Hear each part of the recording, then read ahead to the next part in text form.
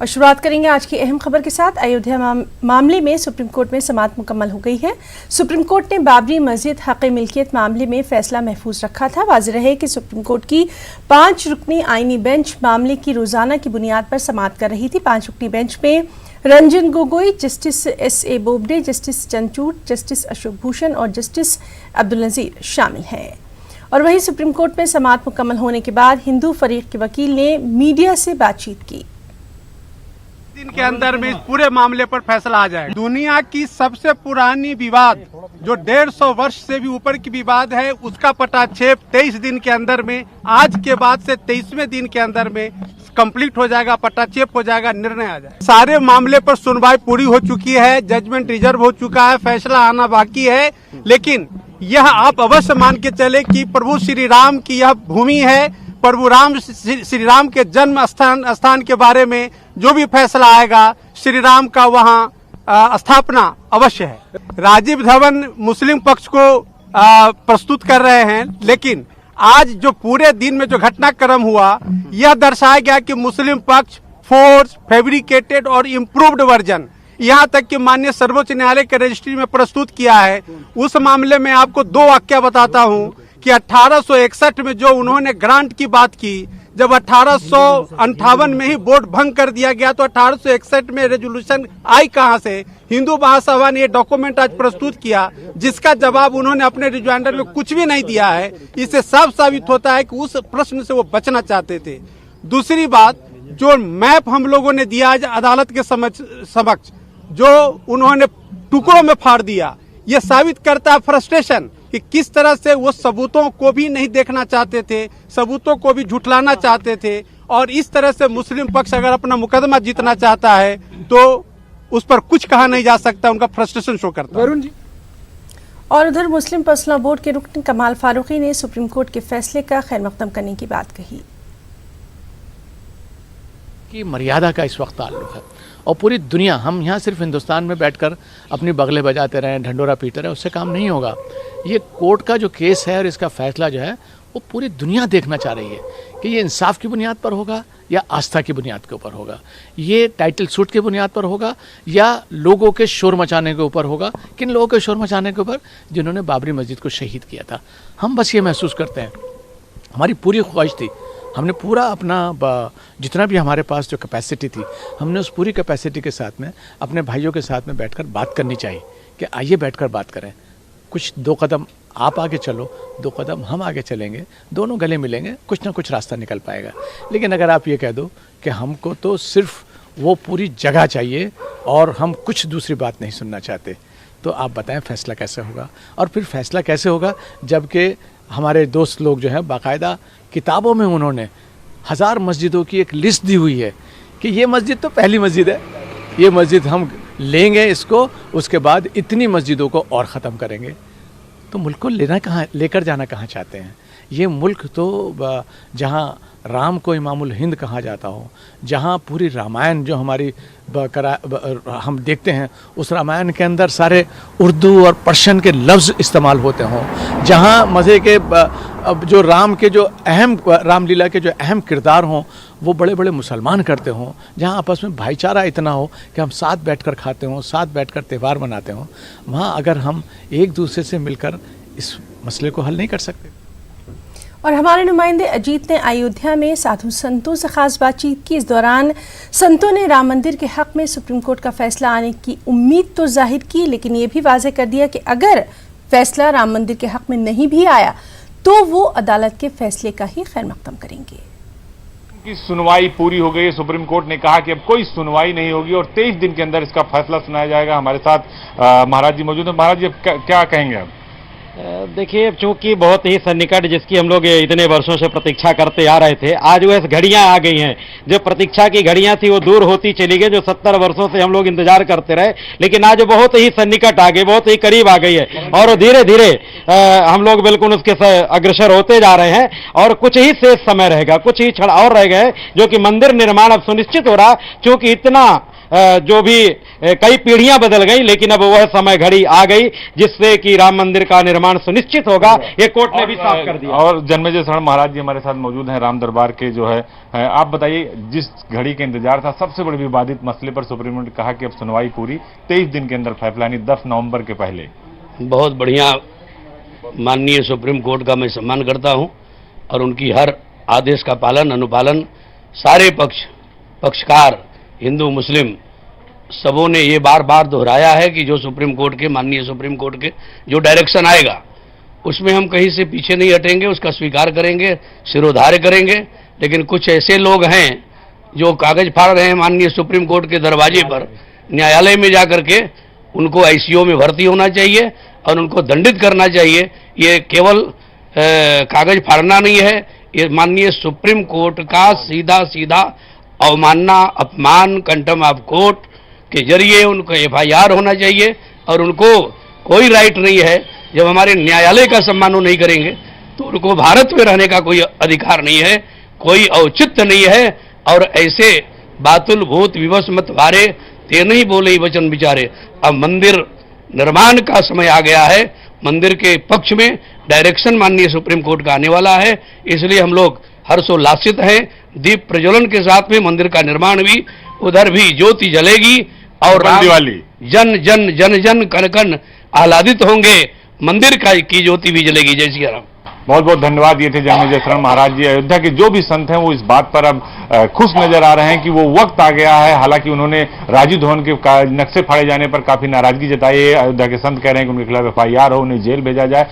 कुल मिलाकर अयोध्या में अब की दिवाली डबल दिवाली होगी, क्योंकि सारे संत खुश हैं। उनको लगता है कि अब 23 दिन यानी 10 नवंबर के पहले ही राम मंदिर पर फैसला सुना देगा supreme court. Video journalist Akhilesh साथ अजीत सिंह, न्यूज 18 अयोध्या। और अब रुख करेंगे महाराष्ट्र की खबरों का। असेंबली इंतखाबात की रायदही को सिर्फ चंद रोज ही बाकी रह गए हैं। मालेगांव हल्का असेंबली से कांग्रेस पार्टी के उम्मीदवार आसिफ शेख रशीद ने अपना इंतखाबी मंशूर जारी कर दिया, जिसमें शहरियों से कई छोटे बड़े वादे किए गए। मालेगांव शहर कांग्रेस पार्टी ने इंतखाबी मंशूर में अवाम को यकीन दिलाया कि वो अगर कामयाब होकर आए तो मालेगांव शहर में एनआरसी हेल्प सेंटर कायम करेंगे। 8 सफ़ात पर मुश्तमिल इस इंतखाबी मंशूर को दस्तक तामीर और तरक्की की का नाम दिया गया। इस मौके पर मुनक़दा प्रेस कॉन्फ्रेंस में शेख आसिफ ने अपने इंतखाबी मंशूर की तफसीलात फराहम की। इस इंतखाबी मंशूर में किन बातों को शामिल किया जाना चाहिए, इसके लिए राय दहिंदगान से बाकायदा मशवरे भी तलब किए गए थे। मालेगांव की आवाम बेदार हो चुकी है, तालीम का शऊर पैदा हो चुका है, तामीर और तरक्की को पसंद करने लगी है। इशारों में कहा कि इस देश के अंदर अदर समाज को छोड़कर मुस्लिम समाज, माइनॉरिटी अल्पसंख्यक समाज के लिए ही एनआरसी का ज़्यादा लागू करेंगे, इस तरीके का स्टेटमेंट उनका आया। और मालेगांव शहर 70% मजदूर, छोटा मोटा व्यापार करने वालों का शहर है, गरीबों का शहर है। और तालीमी बेदारी बहुत कम है झोपड़पट्टियों में। रियासत में इन दिनों असेंबली इंतखाबात की धूम है। इन इंतखाबी सरगर्मियों में अवामी मसाइल भी सर उठाने लगे हैं। इंतखाबी तशहीर में बड़े बड़े वादे करने वाले उम्मीदवार कामयाब होने के बाद अवामी मसाइल की तरफ कभी ध्यान तक नहीं देते और अवाम 5 बरसों तक अपने मसाइल के हल का सिर्फ इंतज़ार करती रह जाती है। इसी की एक मिसाल है अमरावती का मुस्लिम अक्सरियती इलाका लालखड़ी। खास रिपोर्ट।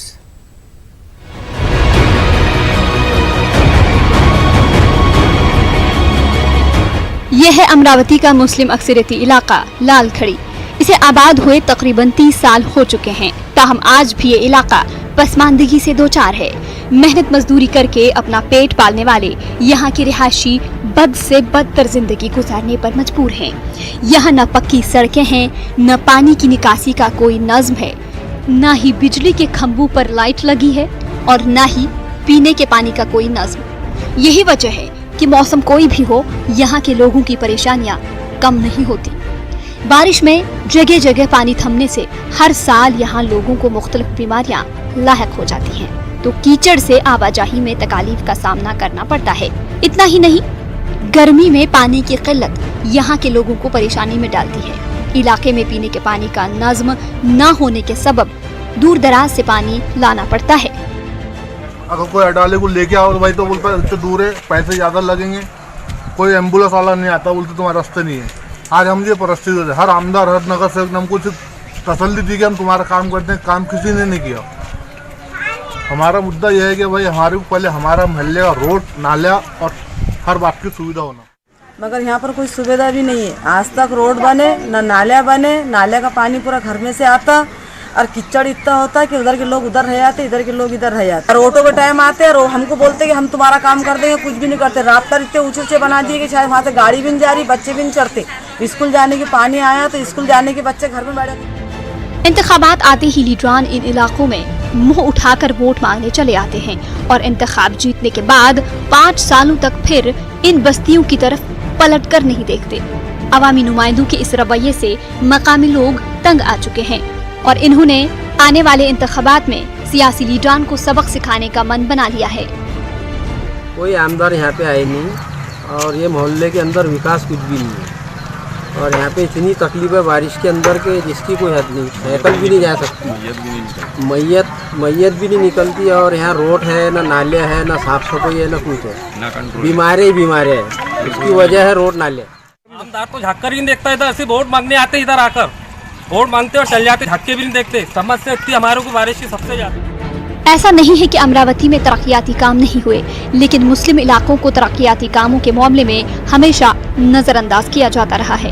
यही वजह है कि अमरावती में लाल खड़ी जैसे पसमानदा इलाके मजीद पसमानदा होते जा रहे हैं। अब देखना ये होगा कि यहाँ पसमानदगी दूर होने में मजीद कितना वक्त लगेगा। न्यूज़ 18 उर्दू के लिए अमरावती से कमर काजी की रिपोर्ट।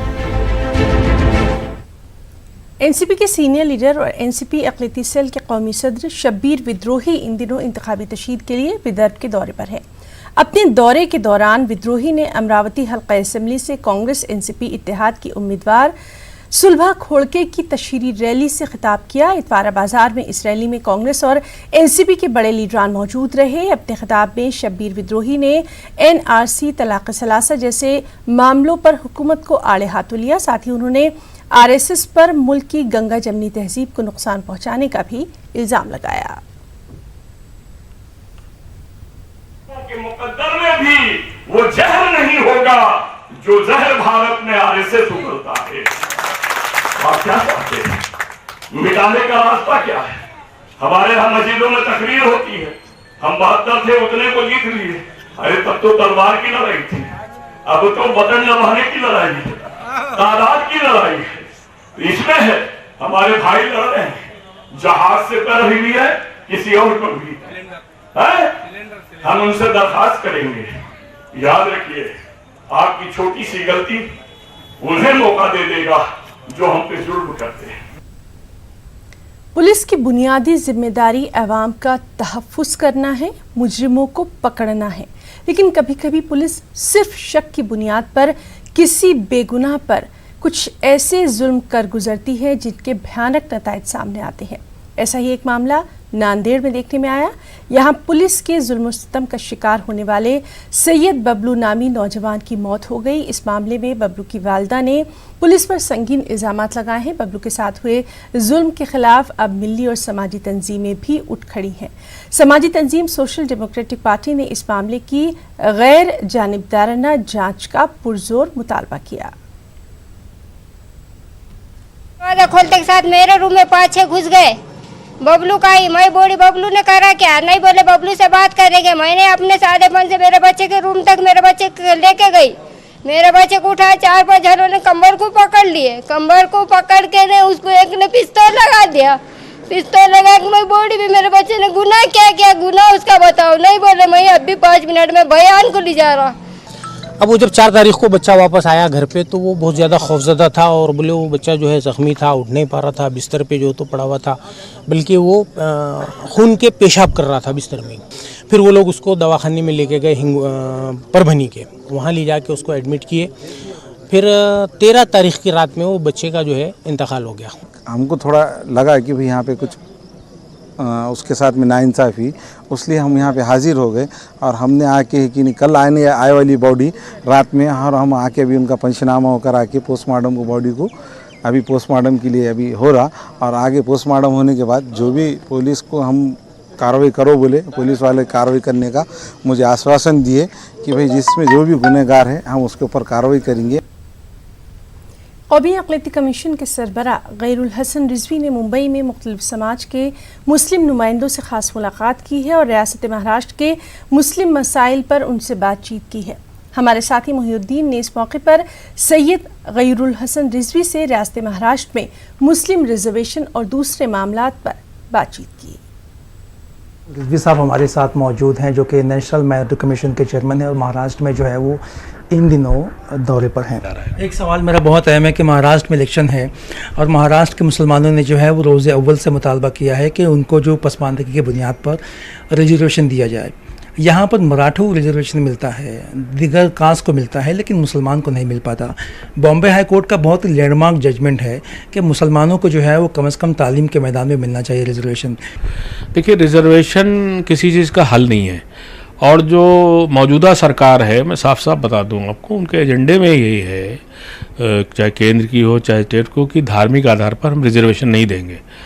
और जब ये रिजर्वेशन की बात हो रही थी, जब कॉन्स्टिट्यूशन बन रहा था, तो आप उठा के देखें अगर पुराना रिकॉर्ड पूरा, जो जिसके लिए 5 दिन बाकायदा इसके लिए सभा हुई और इसके लिए डिस्कशन हुआ क्या मुसलमानों को जो है रिजर्वेशन दिया जाना चाहिए। जब एससी और बैकवर्ड की बात हो रही थी, एससी एसटी की बात हो रही थी, तो जो कमेटी बनी थी उसमें 5 मुसलमान थे, बहुत मुअज़्ज़िज़ मुसलमान थे उस वक्त के। उन्होंने कहा साहब मुसलमानों में तो कोई जात होती है, ना बिरादरी होती, ना कुछ, आर्थिक आधार पर रिजर्वेशन दिया जाना चाहिए। और जो सरकार है इसने आर्थिक आधार पर रिजर्वेशन लाई है 10%, उसमें मुसलमान भी कवर हो रहे हैं। सवाल ये है कि मुसलमान भी जो है वो बहुत सी जातें जमातें जो है वो पसमानदा है मुसलमानों की, उनको आर्थिक एतबार से मिलना चाहिए, क्योंकि बहुत सी ऐसे जाते हैं जमातें हैं जो नहीं इससे फ़ायदा उठा पा रही। नहीं, क्यों नहीं उठा पा रही, वो पीछे रह जाती है ना। देखिए एक बार मैं बता दूं कि अलग अलग स्टेटों में अलग अलग माइनॉरिटीज़ के लोगों को, मुसलमानों को ओबीसी कैटेगरी में रखा गया है। आप अगर पूरा रिकॉर्ड किए तो आप समझ में आ जाएगा। यूपी में कुछ अलग कास्ट है मुसलमानों की, जो नाई और ये और वो सब मुसलमान में आती है, दूसरे स्टेटों में अलग हैं। तो उनको जैसे यूपी में है कि 8% देना है, जो बैकवर्ड में जो इसमें आते हैं, एससी में तो कोई मुसलमान आता नहीं है यूपी में, लेकिन बैकवर्ड है, उनको वहाँ दे रहे हैं, उनको सर्टिफिकेट भी दे रहे हैं। लेकिन अभी क्या है कि अगर जैसे एक बात मुझे यहाँ आज कई लोगों ने शिकायत की या बात अपनी रखी या एक बात सामने लाए कि साहब अगर हम यूपी या मध्य प्रदेश या बिहार के हैं तो अगर हम बैकवर्ड हैं, मुस्लिम बैकवर्ड हैं या हिंदू बैकवर्ड हुए, तो यहाँ पर बैकवर्ड नहीं मानते। तो ये एक सब्जेक्ट आया है, इसको देखेंगे और चुनाव के बाद सरकार से शेयर करेंगे इसके लिए। मतलब ये कि जिस तरह से स्पेशल कैटेगरी में मराठा को दिया गया रिजर्वेशन पसमानदगी की बुनियाद पे, तो क्या स्पेशल कैटेगरी में मुसलमानों को मिल सकता है? इस तरह की रिकमेंडेशन करेंगे आप हुकूमत महाराष्ट्र से? मैंने कहा नहीं कि धर्म के आधार पर रिजर्वेशन, पसमानदगी की बुनियाद पे, धर्म के आधार पे कतई नहीं। आधार पर मैं पसमानदगी जो आप कह रहे हैं आर्थिक आधार हो गया ना, आर्थिक आधार पर लोगों को रिजर्वेशन मिलना चाहिए। और आर्थिक आधार पर इस सरकार ने 10% दिया है, जिसमें सभी मुसलमान आ रहे हैं। कितने परसेंट मिलेगा, कितना परसेंट नहीं मिल पा रहा, वो अलग का विषय हो सकता है कि उसमें आ पा रहे हैं, लेकिन 10% जो आर्थिक आधार दिया उसमें मुसलमानों को कवर्ड किया है। जो कानूनी बना है वो बना ही इसलिए गया, उसमें लिखा है स्पेशली कि इसमें देश के रहने वाले सभी धर्मों, सभी लोग जो 100 हैं वो इसमें आएंगे। बाकी जो बैकवर्ड मुसलमान हैं, बैकवर्ड हैं, वो अलग अलग स्टेटों में वो बैकवर्ड की कैटेगरी में हैं, उनको रिजर्वेशन, उनको सहूलियतें मिल रही हैं। इन्होंने एक बात कही कि ये जो हुकूमत है इसके एजेंडे में ये बात शामिल है कि मुसलमानों को जो है वो धर्म की बुनियाद पर, मज़हब की बुनियाद पर जो है वो रिजर्वेशन नहीं मिल सकता, लेकिन इसके बावजूद जो है वो आने वाली हुकूमत से इस ताल्लुक से बात हो सकती है। अब देखना यह है कि इनकी बात पे जो है वो कितना अमल हो पाता है। कैमरा पर्सन अविनाश के साथ मोहिउद्दीन, न्यूज़ 18 मुंबई। वक्त है एक ब्रेक का। गुज़िश्ता 3 बरसों से गुमशुदा जवाहरलाल नेहरू यूनिवर्सिटी के तालिब इल्म नजीब अहमद और उनके ख़ानदान वालों के लिए इंसाफ का मुतालबा किया जा रहा है। बेंगलुरु में इस सिलसिले में मुस्लिम स्टूडेंट फेडरेशन का इजलास मुनक़्क़िद किया गया। इंडियन यूनियन मुस्लिम लीग के तलबा की तंजीम मुस्लिम स्टूडेंट फेडरेशन ने मुल्क की मौजूदा सूरत हाल पर तशवीश का इजहार किया। JNU के तालिब इल्म नजीब को अब तक हुकूमत क्यों नहीं ढूंढ पाई, नजीब की वालदा और ख़ानदान वालों को आखिर कब मिलेगा इंसाफ, ये सवालात इजलास में उठाए गए।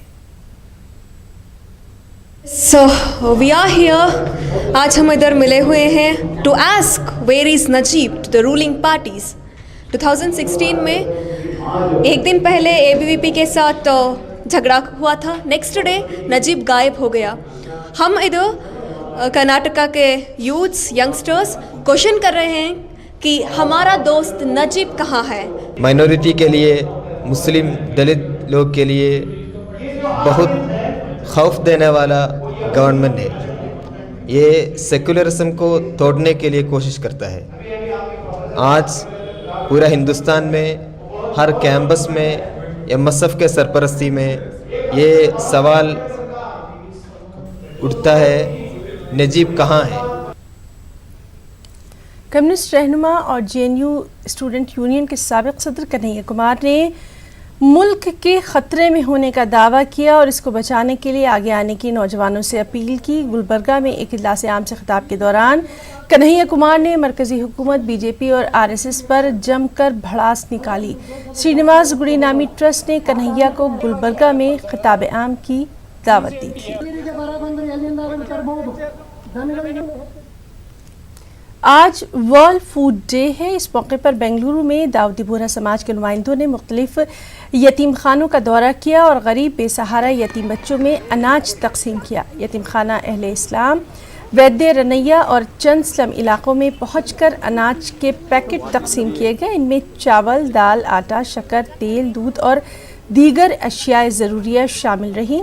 दाऊदी बोहरा तबके के मजहबी रहनुमा सैयदना मुफद्दिल सैफुद्दीन के पैगाम पर अमल करते हुए बेंगलुरु के पसमानदा और स्लम इलाकों में राशन तकसीम किया जा रहा है। समाजी खिदमात पर मकामी लोगों ने खुशी का इजहार किया। तो खबरों में फिलहाल इतना ही। आदाब।